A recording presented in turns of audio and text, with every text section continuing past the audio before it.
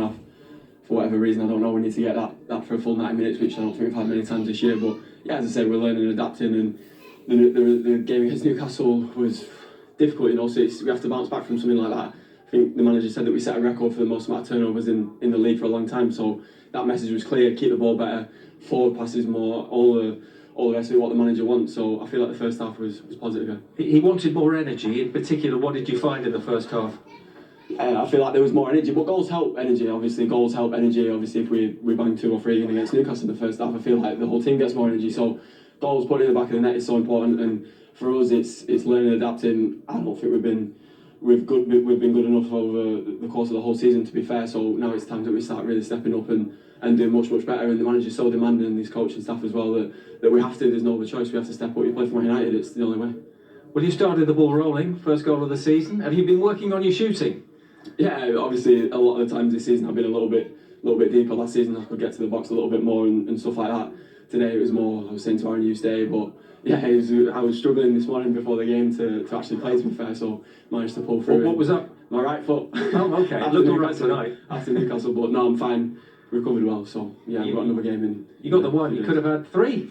Yeah, I know. Normally when it was the same against Leeds, I could have had 3 or 4 against Leeds, and obviously similar tonight, their goalkeeper made an amazing save for Cristiano's goal, and obviously the one in the second half was a great save as well. But no, as I say, we're all learning, we're all adapting. We play for Man United, we're dominant, and we need to get results, and that's simple. The smiles are back. There were questions raised about the team spirit, about players arguing with each other at Newcastle. Was that a fair point?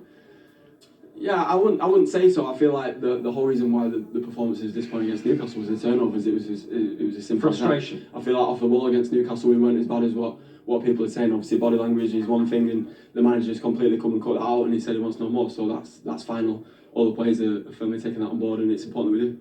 You're 4 points behind Arsenal now, who are 4th. You've got a game in hand. Is 4th the minimum? Yeah, listen, obviously it's the old cliche, but new managers come in. It's different. We're adapting. We're learning.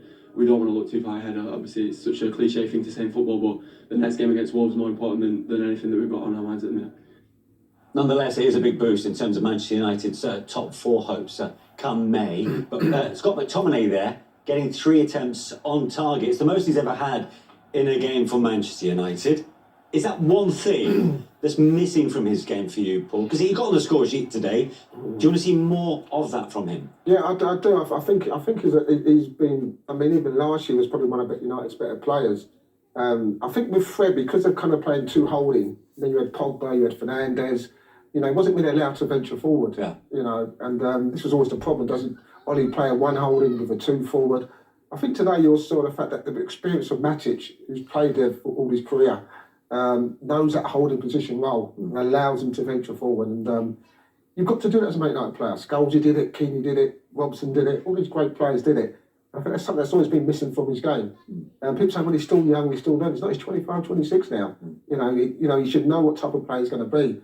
If he can add goals like he did today, then he's going to be a very, very good player for United. You noticed there was almost a similarity behind his attempts on goal today. Everyone was the same, sort of coming off this right-hand side, so the ball coming across, side foot, you get a natural right to left bend on it. They almost got further and further out, and the level of difficulty got harder and harder. First one he put in, second one, brilliant effort, saved onto the post, and then, of course, the third one was well saved as well. So all of them made the keeper work, and they, of course, with the first one going in. So he was not just shooting, but he was accurate in his shooting. And as Paul says, if he can add that to his game as well, and maybe even get the licence to play a little bit further forward, we might see a different type of player. Yeah, I think he's someone when.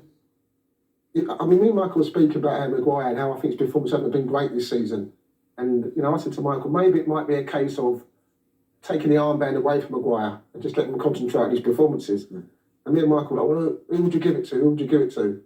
I think that could be your answer, Michael. I think, with experience, we keep putting his performance. He could be one of those who could get the armband. I don't know what you think, but I know we spoke about it before. Yeah. Is he enough of a leader, though, when you've got the likes of Bruno Fernandes and Cristiano Ronaldo on the pitch?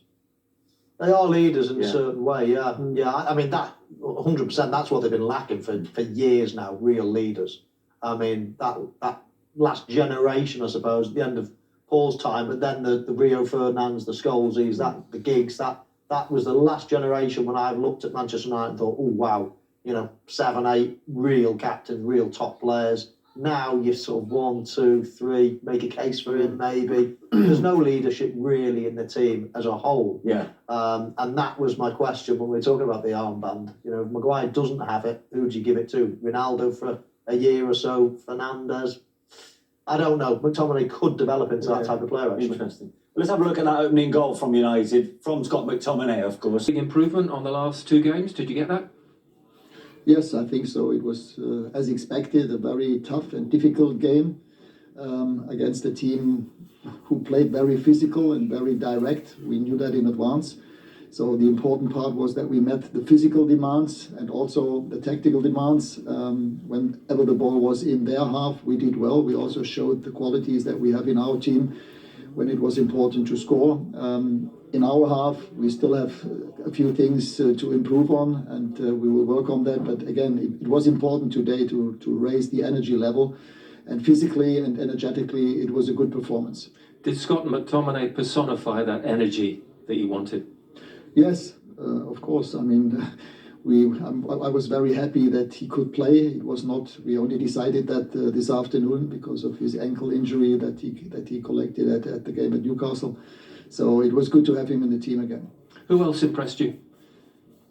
Well, I think it doesn't make sense to speak about individual players. The whole team performance was a lot better. As I said, it was important to meet the physical demands today.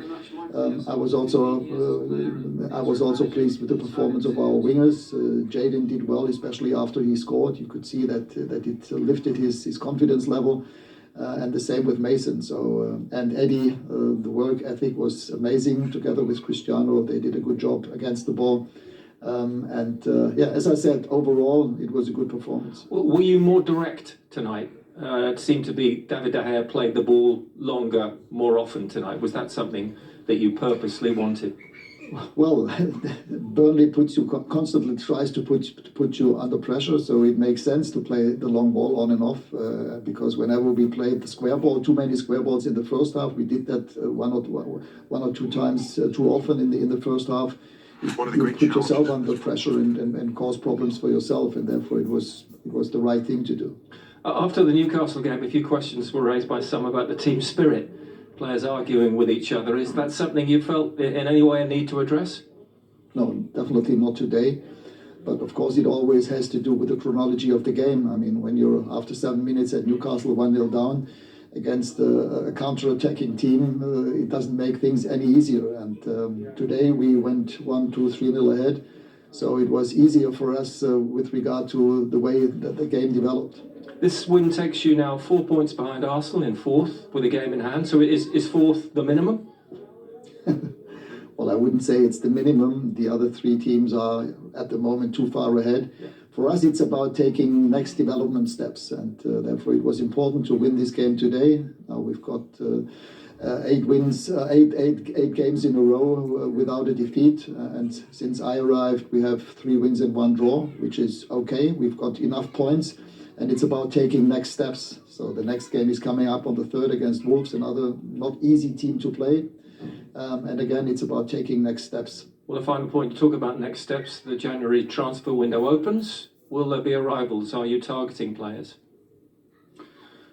Well, my focus is on the current players. And as I said, we have enough players in the squad. So there is no lack of number of players. And transfer window in the winter, transfers in the winter only make sense if they really help you, if they increase the quality. And so far we haven't spoken about that. My focus in the last couple of weeks was on the current squad. Thank you, Ralf. Thank you. Happy New Year. Thank you. Same to you. Thank you. So, Paul, what did you make of his summary there? Bit confused, obviously, look at Michael's face. He said everyone played like Listen, I can understand with the younger player, Sancho, Greenwood, the last thing you want to do is have your manager criticise you on the TV, but to say listen, Cavani was outstanding, I'm not sure what game he watched.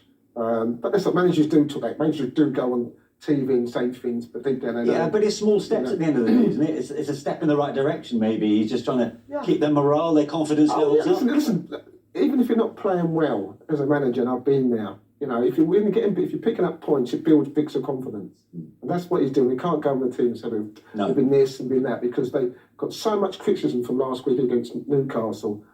They haven't got the mentality of those players and the strength of character to take criticism. Okay, and that's why you see people throw their hands up and walk off the pitch. So for him as a manager, he's got to recognise those players can't be like a Sir Alex Ferguson or Pep or Klopp, who can demand and get into their faces. He's got to come out and say the right things. So when the players go, oh yeah, great, I thought I did well, that's what he's trying to do. He's there for 4 months as it stands, but small steps. That was another small step, but that was like a little kiddie step for me, because it wasn't a great performance, I'm afraid. Yeah, I mean, it was far better than Newcastle, and it was fine. It was an okay performance. But you know, if we're talking, what are we talking about here? We're talking about Manchester United, what they've been for the last few years. Well, it was pretty standard stuff, but surely Manchester United's objective is to mix it with the big boys, because they're one of the big boys. And if you're talking about, are they playing at the same level as the Cities and Liverpools and Chelseas, they're a mile off. Well, let's have a look at those moments where you feel they could have been better and where you... Nice game. The frustrating thing for me, we could have made 2 blocks on the edge of the box and we didn't. They react to one of them and get a goal. And, it's hard, obviously, when you're at Old Trafford and they're 3-0 up. But I thought the mentality was firm, and I thought the second half, we took the game on to still try and get something from it. Was the 18-day break a factor in some of that sloppy play, you might say, early on, or is that just making an excuse? Oh, no, I don't think so. I was quite pleased with the performance, actually, generally. So I don't think the 18 days is one of them things. We have to deal with what we have to deal with. We're a little bit stretched with COVID and injuries, but we've got a team that can go out there. And I thought there were some good performances. I thought Aaron Lennon was very good tonight. Played well, looked sharp, did what we wanted him to do. There's still some good performances, but the details are killing us at the minute. Is that the frustration that with Aaron in that role, creating chances and space, that you just couldn't take them? You couldn't be more clinical? Well, we had a number of chances, today. Like I say, we've been here before and not had that many. We've still won, but, we have created chances. We've kept the ball at times, and we've had a good feel at the game. But, the details are massive in this game, but particularly in the Premier League. You're low on bodies, as you say. What's it looking like for the next week or so? Well, hopefully, all right. We intend on getting on with things. We'll see, because a couple of bodies might come back, of course, because of the COVID situation and the way the protocols are. So we're hopeful they'll come back. Next one might get around with it, around the squad. We'll have to wait and see. You've never had this few wins at this stage of a Premier League season. You're in the bottom 3, but you've been in this situation before where you fought relegation. How do you evaluate things when you look at the Well, it's tough, because at the minute I'm talking about the details, and it's every week I'm talking about that. But a lot of the performance levels have been good. So it is their margins. Like I say tonight, we don't get 2 blocks on, which are vital. If we get their blocks on, then they don't score, and the game's quite settled at that point. We started really well. We created chances. The mentality's firm. You can see that second half. We're still going right to the end. We still made 2 great chances right to death for Taki and Eric Peters. But them decisive moments are important, and we're not finding them. And we're into that period now almost. The window is open. Will you be able to do business? We'll have to wait and see. The journey is always difficult, money or no money, so we'll have to wait and see. Thank you, Sean. Thank you. Sean Dyche is optimistic as ever. 10 attempts on goal, 3 of which were on target. Was that a bit of rustiness from Burnley after 18 days of not playing? No, I think Sean's, that was a fair assessment.